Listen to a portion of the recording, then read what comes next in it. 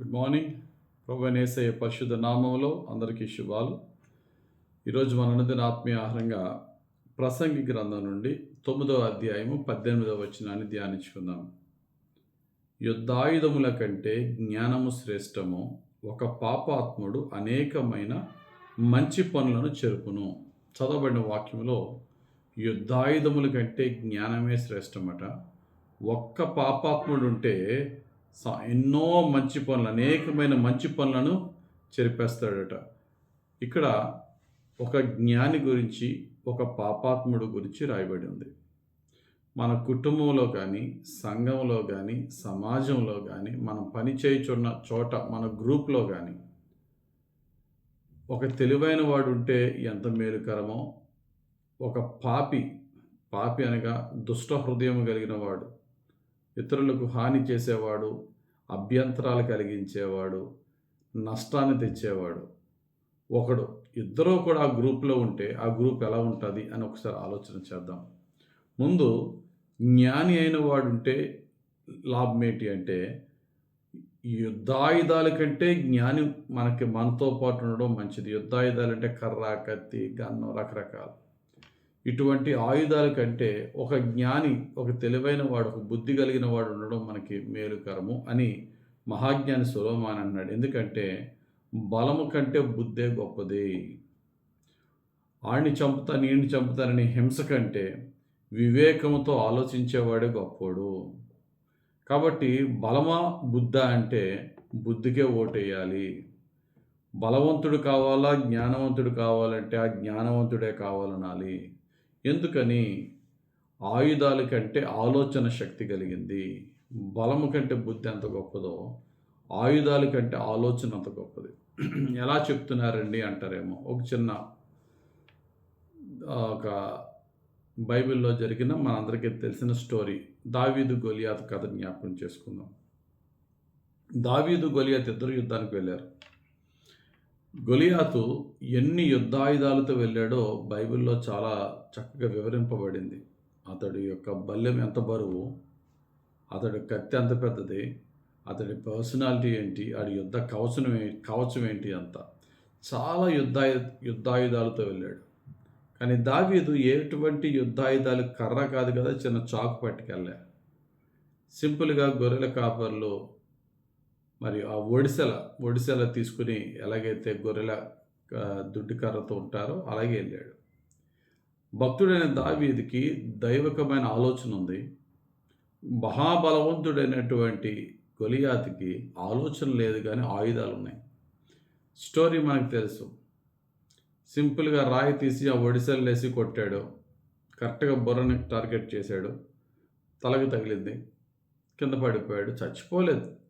దెబ్బతో ఎందుకు చచ్చిపోతాడు? కానీ అంత ఫోర్స్గా తగిలిన రాయ ఎవడికి తగిలినా ముందు కళ్ళు తిరిగైతే పడతాడు.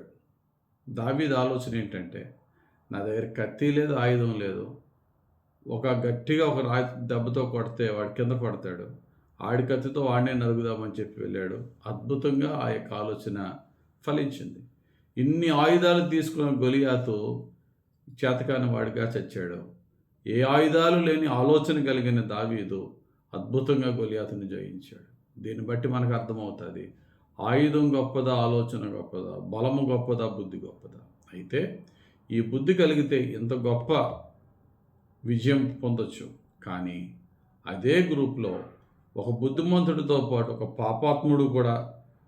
పాపాత్ముడు ఉంటే ఆడు ఎన్ని భయంకరమైనటువంటి వాటిని చెరుపుతాడు అనే సత్యాన్ని కూడా మనం తెలుసుకోవాలి. ఒక్కడు 10 మందిలో 90 మంచోళ్ళు నుండి ఒక్కడు చెడ్డోడున్నా చాలు. మనం ఎప్పటి నుంచో ఈ 90 కష్టపడి చేసిన పని అంతటిని చివరిగా వీడు ఒక్కడెళ్ళి చెడగొట్టేయగలడు. మనం చాలా జాగ్రత్తగా ఉండాలి.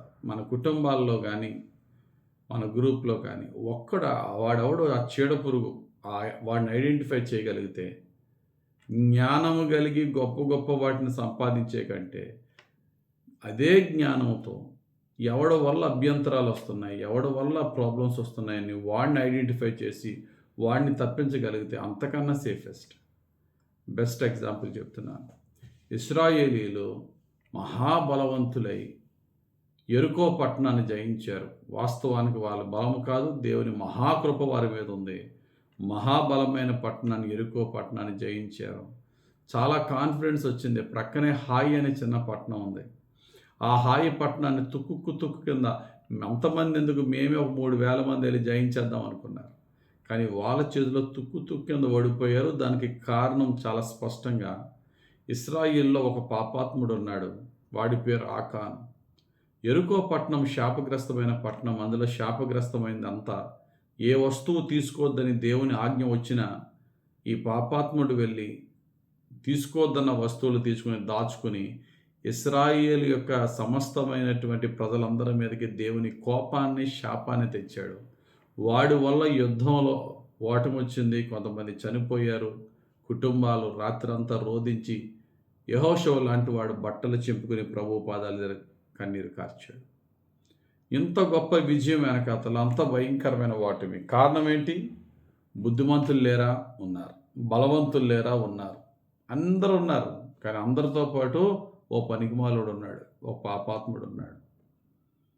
మన కుటుంబాలు ఎంతో ఆత్మీయంగా, ఎంతో చక్కగా బిల్డ్ చేసుకుంటూ వచ్చిన సంవత్సరాలుగా కట్టుకున్న ప్రతిష్టతని ఒక్క పాపాత్ముడు, ఒక్క వ్యక్తి దేవునికి విరోధకరమైనటువంటి మనసు కలిగిన వాడు ఉంటే, అన్ని సంవత్సరాల నుంచి మనము ఆ క్రెడిబిలిటీ, ఆ యొక్క ప్రతిష్టత అంతటిని కూడా ఒక్కడు చాలు చెడగొట్టారు. కాబట్టి ఎంతమంది బుద్ధిమంతులు ఉన్నారో మన దగ్గర, ఎంతమంది బలవంతులు ఉన్నారో మన దగ్గర కాదు. ఒక్కడన్నా దేవునికి విరోధకరంగా జీవించే దుష్టమైనటువంటి మనసు కలిగిన వాడు ఉన్నాడా? వాడిని ఐడెంటిఫై చేయగలిగితే, వాడిని సరిచేయగలిగితే, లేక వాడిని దూరపరచగలిగితే పరిస్థితులన్నీ చాలా చక్కగా, సాఫ్ట్గా ముందుకు వెళ్తాయి. ఇది ఈరోజు దేవుడు ఆయన వాక్యం ద్వారా మనకిస్తున్న జ్ఞానం. కాబట్టి బలము కంటే బుద్ధి గొప్పది. అయితే ఆ బుద్ధి ఏ విధంగా విజయాన్ని సంపాదించాలనే బుద్ధి కంటే, ఏ విధంగా ఓటమి పాలవకుండా మనలో మనం కరెక్ట్ చేసుకోవాలనే బుద్ధి కలిగి జాగ్రత్తగా పరిశీలనతో చూసుకుంటూ కుటుంబంలో కానీ, సంస్థలో కానీ, సంఘంలో కానీ ఎవరు వల్ల శోధనలు వస్తున్నాయి, ఏ వ్యక్తి వల్ల ఇబ్బందులు వస్తున్నాయి అని ఆ వ్యక్తి విషయంలో మన శ్రద్ధ చూపితే ఎన్నో ఓటముల నుండి, ఎన్నో నష్టాల నుండి మనం తప్పించుకోగలం. దేవుడు అట్టి విజ్ఞత, అట్టి కృప, అట్టి పరిశుద్ధాత్మను నడిపింపు మనకిచ్చి మనం దీవించును గాక. ఆమేన్.